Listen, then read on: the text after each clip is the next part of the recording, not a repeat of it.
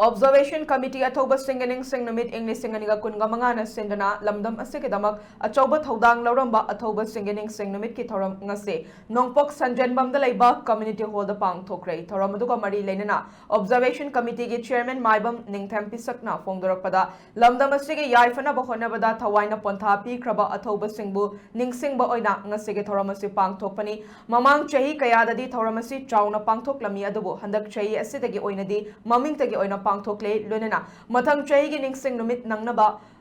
khudong thabi chingdol da Athoubasing gi mitam amamam sanaba su tharang tauri haina phongdokhe hana mamangda lebaki da makta thawai katkrabasing du ningsing ba oina ngasi function asi pangthok chabani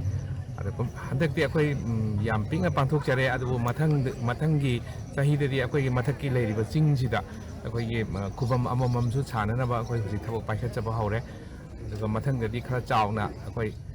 sinjanaba kanna akoi honajari hariba singsida party gi oiba nate lebaki akoi lebaki damakta Manipur lebaki damakta ima lebaki damakta kathokhraba singdugi khubam oina akoina semkatnaba akoi mafamdida semkatchaba haujaraba akoidagi hana lebaki damakta thawai katkraba miyam sing